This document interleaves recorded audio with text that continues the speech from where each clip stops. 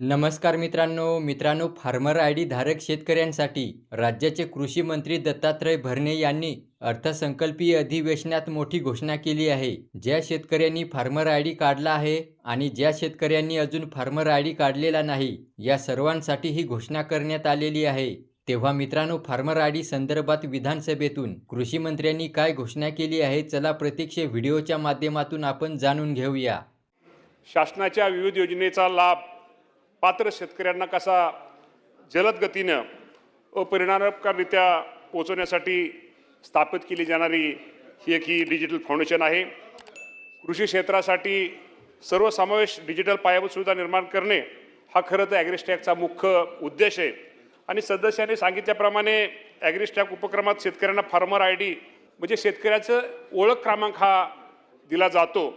आणि त्यांनी काय सांगितलं की या बाबतीमध्ये काही ठिकाणी चुकीच्या गोष्टी झालेल्या आहेत, काही ठिकाणी फार्मर आय डी काढण्याची प्रक्रिया आपल्याला माहिती आहे की 2024 पासून ही आपल्या शासनाने सुरू केलेली आहे। आणि ती खरं तर प्रक्रिया खूप सोपी प्रक्रिया आहे।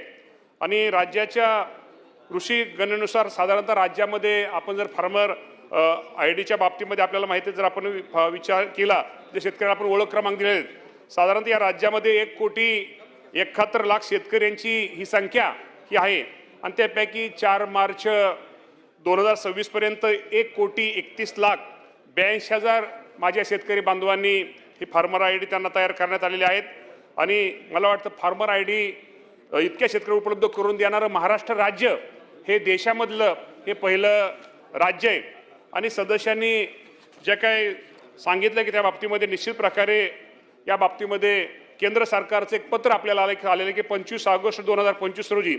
आणि काही राज्यामध्ये या गोष्टी झाल्या, CSC किंवा सेवा केंद्राच्या संबंधित संस्थेमार्फत शेतकऱ्यांना फार्मर आय डीचे प्रत्यक्ष कार्य दिसण्याचं आढळून आले। काही ठिकाणी फार्मर आय डी कार्ड असं करत येता येत नाही। परंतु मी आपल्या माध्यमातून मी सदस्यांना एवढं सांगतो की असं जर त्यांनी आपल्याला दाखवलं, फार्मर आय डी कार्ड छपाई करून वितरित केलेल्या कुठलाही तक्रार जर आपल्याकडे सध्या प्राप्त झालेली नाही आणि या बाबतीमध्ये जर तक्रार प्राप्त झाली तर सामूहिक सुविधा केंद्र, आपण ज्याला CSC फार्मर आय डी छपाई करून वितरित करण्यात निदर्शनास आल्या अशा सामूहिक सुविधा केंद्रावरती कडक कारवाई केली जाईल। फार्मर आय डी आपण खरं त्याला आपण ते कार्ड देतच नाहीये असं देवतळे साहेबांच्यातनं की असं काही ठिकाणी दिलं गेलं का, या बाबतीमध्ये आपण चौकशी केली जाईल। असं कुठल्याही राज्यामध्ये एकही कार्ड आपण आपल्या अधिकृत कृषी विभागाने किंवा आपण ॲग्रिकल्चरच्या माध्यमातून दिलेलं नाही आणि ती आपल्याला परवानगी पण देण्याची आपल्याला नाही आहे। जर अशा बाबतीमध्ये जर काय तक्रार आढळून आले तर निश्चित प्रकारे अध्यक्ष साहेब या बाबतीमध्ये कडक कारवाई केली जाईल। तर अशा प्रकारे मित्रांनो, कृषी मंत्री दत्तात्रय भरणे यांनी फार्मर आय डी संदर्भात ही घोषणा केली आहे। व्हिडिओला लाईक करा आणि चॅनेल सबस्क्राईब केला नसेल तर असेच महत्त्वाचे अपडेट वेळोवेळी जाणून घेत राहण्यासाठी चॅनेल सबस्क्राईब अवश्य करा। धन्यवाद।